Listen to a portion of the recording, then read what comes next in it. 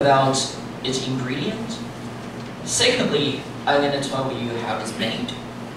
And thirdly, I'm going to tell you its special cultural meaning and its connections with festival. Alright, so yeah, you definitely need to incorporate or include that in your introduction part. And that's what Sophie's presentations, that's what Sophie's opener again. And of course, she incorporates all of these in his introduction. That's watch it again. Good morning, everyone. I'm Sophie, and I'm happy to speak with you today. In Nigeria, there's a saying about friendship. Hold your friends in both hands. I really like this idea, and today I'd like to tell you about my best friend. Yeah, today I'd like to tell you about something, so that is topic statement. I'll tell you how we met, what we have in common, how we're different, and what we do together. So that is the preview, and which give a general idea of what a speaker going to tell. Okay, alright, so that's it. So that's all about the introduction part. Next, let's move on to the body part. Alright, so in the body part, of course, right, see here, yeah, in the body part, because just as Sophie said, he's going to tell three things. The first is how they met. The second thing is things in common. And the third thing is how they are different. Right, so of course, in his body part, she's going to talk about these three things. However, in the body part, we're going to have some main ideas in supporting sentences. So which brings on the next things we're going to talk. Firstly, every paragraph has a main idea with supporting ideas, that's for sure. And the sentence with the main ideas are the topic sentence. And of course, the sentence with supporting ideas are called supporting sentences. So do you see a stool, a pictures on page 4? So I would like you to write here. So here, the sentence with main ideas is called topic sentence. Yeah, feel free to write it down. Yeah, for the sentence with main ideas are called topic sentences. And for the sentence with a lot of details or supporting informations are called supporting sentences. And of course, we need supporting sentences with supporting ideas in order to make a strong and solid topic statement or sentences. Right, that's for sure. For example, here. Oh, sorry. For example, in your handout, which is on page 4.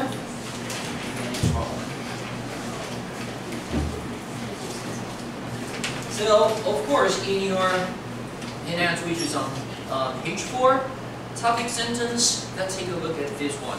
Topic sentence is more like general, yes, more general, and is the most important part of speech. For example, I guess that what we have a lot in common. Yeah, so again, topic sentences tend to be more general. It does not contain a lot of specific information, right? And see here, Sophie used supporting sentences, for example, because Sophie wanted to talk about the things they have in common. So there are three things they have in common. Firstly, family, of course, and secondly, their personality, and third one, the things that they like. So here it is. Here, the sentence with main ideas is the main topic sentence, and of course, Sophie used things in common, right? So Sophie used three things to support the topic sentences, which is family. Yeah, of course, because we don't know much about things they have in common. So there are three things used to support, and examples used to support it. So there are like family, personality, and interest. and next, as I've said, Kat and I have a lot in common. That is another topic sentence. And of course, that is quite general. But we also have different in some ways. And how? Why are you different? And here again, Sophie used 3 things to explain why they're different.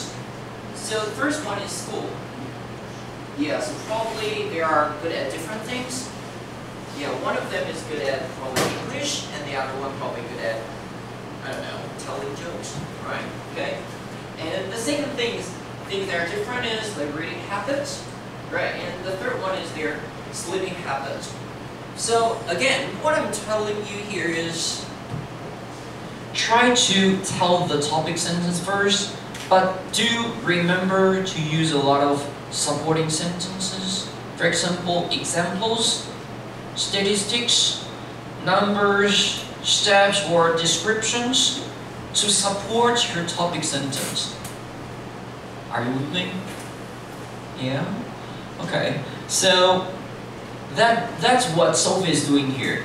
I think we can probably take a look at Sophie's body here, and by filling the blanks here, I think that will make the body part, the structure of the body part more clearly. Okay, so let's go trying it. So ready? One.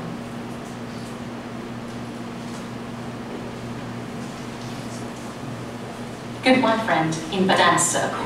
And we became, Kate and I met 4 years ago, and you'll know why I hold my friend in both hands. Kate and I met 4 years ago in our high school dance circle. Okay, what kind of circle? Dance circle. Alright, so please write it down here. Okay, at a high school dance circle. Right, and that is the supporting ideas used to explain how they met. Alright, so support. Okay, and of course, she's going to talk about things they have in common. Next. And we became friends almost immediately. I guess that's because we have a lot in common. For example, our family, our personality, and the things we like to do. Kate doesn't have any brothers or sisters, and I'm an only child too. Also, our mothers are both elementary school teachers. So how would I describe Kate? Well, she's very easygoing and laid back, just like me. We don't get upset very often, and we don't argue much. We're also both very positive, optimistic people. Okay, and they are both very what? Yeah, positive and optimistic people. Alright. Positive means that you always think positively. You always think there's going to be a lot of hope in your life. Right, 比较正面的. And optimistic, you think, well, the world is going to be a better place. There's always, the thing is going to be better, of course. 比较乐观的. Alright, optimistic. And that's, which brings the third thing. And why they are different. Our number one passion is hip-hop music and fashion. You can guess that when you see us, because we both always dress in street-style clothes. As I said, Kate and I have a lot in common, but we're also different in some ways, like our studies, our reading habits, and some of the things we like. Kate's very smart, and she's a top student, especially in math. Okay, and she is very good at what subject? Math. Right, please write it down. Yeah, good job. Yeah, Kat is very good at math, but probably Sylvie is good at English. But I'm the opposite. I'm terrible at math. I'm much better in English, and I love reading novels. But Kate hates reading books. She only reads music magazines. She's also a night person and hates getting up early. On weekends, she's... Oh, sorry, I missed one. So what kind of magazines does Kat usually read? Yeah, okay, great. Music magazines. Yeah, so probably that Kat like reading music, magazines, or books. Right? Next one. She only reads music magazines. She's also a night person and hates getting up early. On weekends, she sleeps until noon. Okay, and she sleeps until noon. Alright. Wow. Okay, lazy girl. Alright. I'm more of a morning person. I always get up before 8 a.m.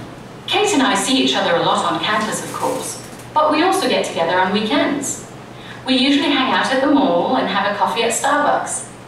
We also take a hip-hop dance class twice a month at a studio near the campus.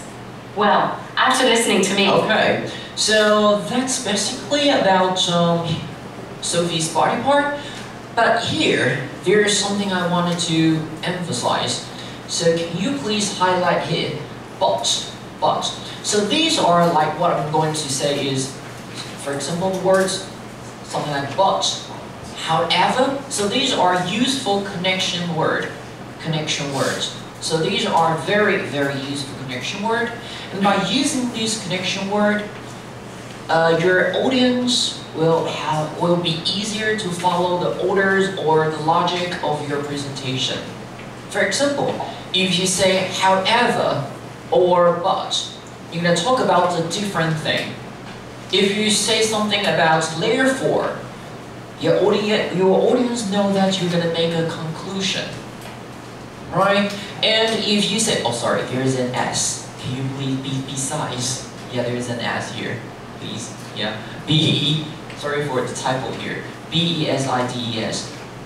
So for example, if you want to say besides or in addition, your audience know that you're going to talk about a difference, another point you want to make. Alright, so be sure to use some of these connection words. Again, your audience will have a relatively clear way to understand the logic or the organization of your presentation. Okay, so be sure to incorporate some of like these things in your presentation.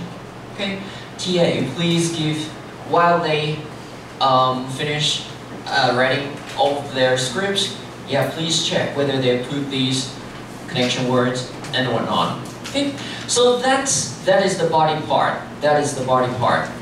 And after the class, you guys can arrange how you're gonna organize the body part. Okay, but after you delivered or finished talking about the body part, of course, which brings the last part of the presentation, which is the ending. Yeah, finally, there is going to be the ending. Alright, and after talking about the body part, of course, you got to set some signal and to make your audience know that your presentation is going to be the end. So, at the end of your presentation, you can say also in closing. So, to conclude my presentation, or, oh, that's bring me to the end of my presentation. Yeah, try to say some signals or try to use some sentences to make your audience know that, okay, so you're gonna, your presentation, thanks God, is going to be finished. Alright, okay, so that is the signal you want to send. Alright, and after you send your signals, another very, very important thing is that you got to restate your idea. What does it mean? What does it mean? Smile. Hi, what does it mean by restating your ideas again? And why do we need to do it again? So the reason why you need to state the main ideas again is to remind what you have said before. So the audience can take that message back home, or you can call take-home message. I mean, for example, you speak the whole hours, but some audience cannot touch or cannot catch what you have talked before. So we state the main idea. It means somewhere in a very short sentence, or a very short content or short word that easy to catch by the audience, and they still remember and useful and take it back. Yeah, yes, okay, a very good point. Yeah, so, because after, for example, if you make like an hour-long presentation, some people might might have forgotten what you've just said. Yeah, so try to restate your ideas, meaning that try to give your audience some summary of what you just said. For example, here, Sophie said, after listening to me, now you know what about my best friend, Cat. And see here, she's talking about the same thing again. Why we are good friends. And, oh, okay, so the things again. So first things they have in common. The second things, why they are different. Of course. So in the end of the presentation, it's quite obvious that some of the ideas are repeated. And that is very important. Yeah, okay. So after you do that, after you restate your idea, the last thing, since that you have an opener, of course you got to have a closer. You got to have a closer. And the purpose of using the closer is to make your presentation more memorable. Yeah, think about if you want to make your presentation more memorable, if you want your presentation to stand out, to be different, if you want to be the winner, yeah, try to use some special or memorable closer. Yeah, you can even sing at the end of your conversation, at the end of your presentation. All right. So here are 6 different closers. For example, a thought or comment about the future. For example, think, so in the future, I think we have a very promising future because with the help of AI, yeah, people don't have to work like overtime. Yeah, I think definitely AI is going to make our life better in the long run. Right, so that is something like a prediction about the future. And the second thing, a recommendation that's pretty easy, or invitation. Alright, so why not? Why not go trying some of the seaweed eyes while visiting the Green Island next time? Yeah, because